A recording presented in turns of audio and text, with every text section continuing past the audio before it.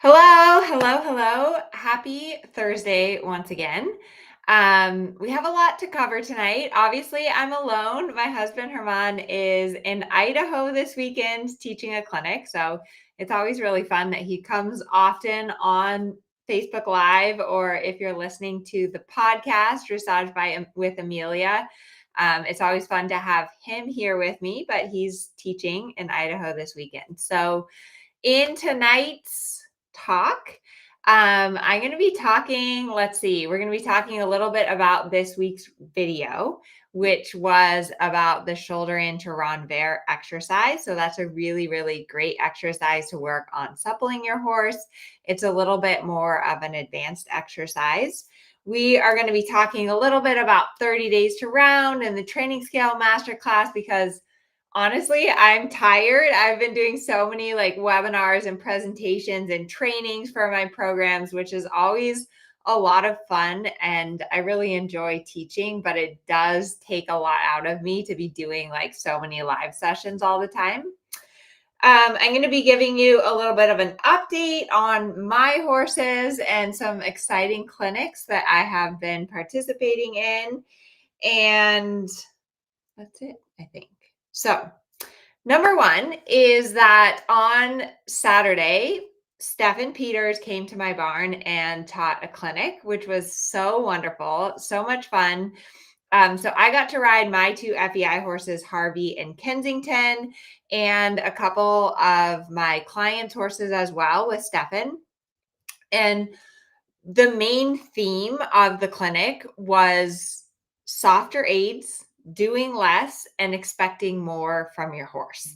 And I just want to share that because even at my level, even with my upper level horses, that's something that we're always striving towards, that we're always working on, is being able to do less and then have our horses react to a smaller, softer aid. And that is how you develop harmony and balance, and it becomes so magical when you're able to give these little invisible soft aids and your horse is able to listen to them, and that is where you have true connection. So in the lessons with Stefan, he was working on the flying changes specifically. Can you move your leg less and still get the flying change to happen? So rather than moving your leg back to the corner of the saddle pad, can you work on just moving your leg less? And that means you move your leg less. And then if your horse doesn't listen, then you make a correction. And same thing, just little things like stop nagging your horse at the walk with Kensington. He's like, push your heels down and stop nagging him. He should walk on his own without constant reminders. So let me know in the chat if anyone has the habit of nagging or over aiding their horse. But it was really wonderful to have Stefan come and just, pick at those little details and give me some more different ideas of ways that I can better train and better work with my horses. And it is like you get a lesson like that, and then you go and you do your homework and you take notes and you write about it. And see, I have these are my notes from my lesson. So let's see. Oh, we worked a lot on the walk. It's always important to remember to work on your walk. Because in the test, if you're competing, your walk is a really expensive movement. And often in the training, we just think of the walk as like throw the reins away and it doesn't matter. We did a lot of walk breaks. Walk breaks are super important, especially for the upper level horses. Like when you're with Harvey and Kensington, we were working on pirouettes and flying changes, and those movements are like weightlifting. So you do sets of them. You work hard for 3 or 4 minutes and then rest, and then work hard for 3 or 4 minutes and then rest. He said, simplicity, don't override your horse. Don't be afraid to make a mistake. That's so important when you're training at home, is, train for those softer, smaller aids. And if your horse makes a mistake, then just correct them. But if you're always supporting your horse and over aiding your horse, then it just creates more and more of that. And for those of you, let me know if anyone here is in 30 days to round. I did a live training this morning on training theory on aid, reaction, release, repeat. So if you haven't had a chance to watch that training, it was a really important and good training where I kind of explained this, like how do you actually get your horse responding to a softer aid. Um, and then, just like some other stuff like Kensington, I need to bend him a little more to the left. That's something that I don't do enough, but it is really, really important to have help and to get education and have to support. You don't need a lesson every single day, but you do occasionally, you need feedback on your riding. Get a video of yourself. I know a lot of you in 30 Days to Round have done your before videos and you're like, oh my gosh, I have so much work to do. It's also been really fun for students in the Training Scale Masterclass, which is kind of wrapping up this week. And in the Training Scale Masterclass, students get to submit videos every single week. And it's been so fun to see the progress, to see like every week the students are getting better, the horses are getting better. And it's like they submit a video once a week and then they go home and then they work on it and they're learning the theory. So I hope you all know how much I love being a part of your journey and helping you out with your horse and helping you to ride and learn better. And I'm so proud how hard you work at it, that you're invested in your education, that you put in the time and that you put in the training and that you think about it. And that is just so, so important. I think it's important to remember that the word dressage means training. And as riders, we're lifelong learners. We're always learning. We're always like trying to get better. We're always trying to improve. And that's what makes it really fun. So it's just really wonderful. It's wonderful to get help. It's wonderful to continue learning. And I'm very excited for 30 Days to Round this year. I think it's going to be so fun. I'm going to be doing live trainings every week. We already have a lot of people that are doing the exercises, and 30 Days to Round, what's so fun about it is it's like a concentrated, it's like training camp, where we're really working hard for a month with our horses. And it just gives you that boost. It gives you that sight into what is possible when you are consistent, when you work at it every day, when you have the education and the support and the motivation of the prizes at the end. So I'm really proud of everyone in 30 Days to Round. I'm proud of everyone who submitted their before videos, because that is scary. It's scary to film yourself. It's scary to see that and then to submit it. But that's how you get better. You got to put yourself out there. You got to get out of your comfort zone. And then that's when you start making the progress with your horses, is when you're just a little bit outside of your comfort zone. And I know, I don't really particularly like to get out of my comfort zone either. So let me see.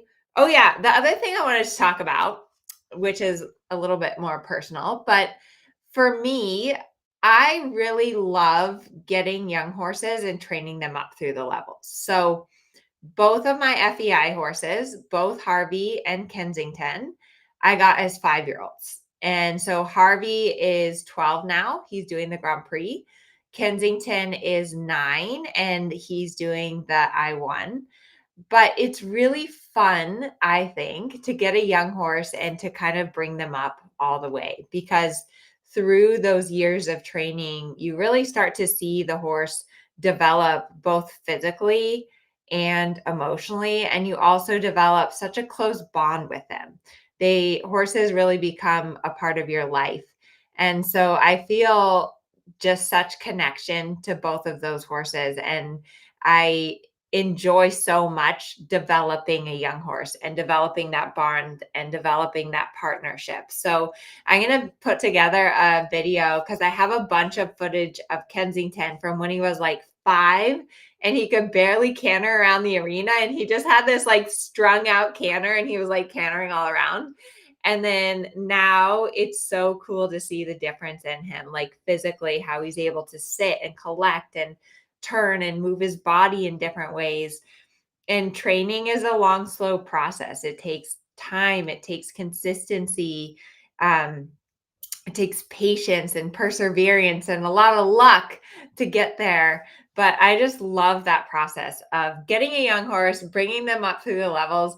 I really want to get more young horses and develop them up through the levels. I actually have a 5-year-old in my barn that they just sent to me, and it's such a nice horse, and I really want it. So if anyone here is interested in like partnering with me or being a part of like getting a young horse and bringing them up the levels, email me, amelia@amelianewcomb.com, because I would love to have more young horses and more opportunity.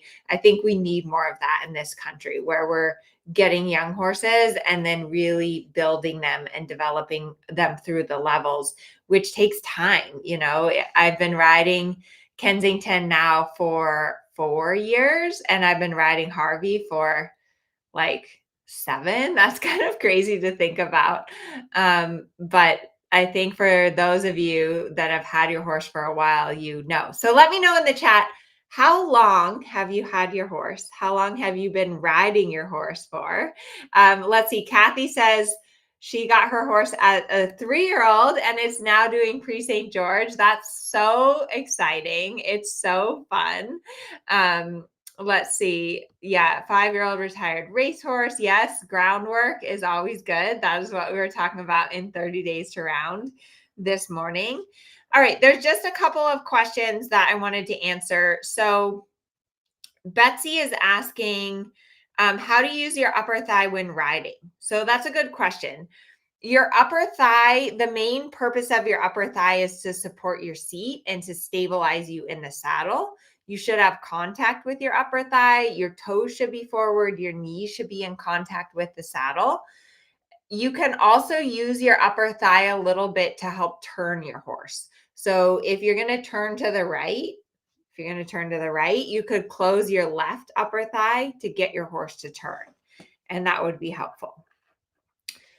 Sarah says, my 16-year-old Andalusian has arthritis in his lower neck. Will going round help him do nothing or hurt him? So good question, Sarah. I would ask your vet. Neck arthritis, unfortunately, is a tricky thing. And you do want to have your vet check it out and have your vet advise you depending on the severity of it. So in general with arthritis, like the more you can keep your horse moving and stretching and doing carrot stretches and all that type of stuff is great. If neck arthritis gets really severe, unfortunately, sometimes when you ask your horse to get round, it can compress the spinal cord and they'll start tripping. So I just want to caution you of that. If your horse is tripping because of arthritis, you do need to be careful, and always ask your vet about that. Unfortunately, that's just like a hard thing to deal with.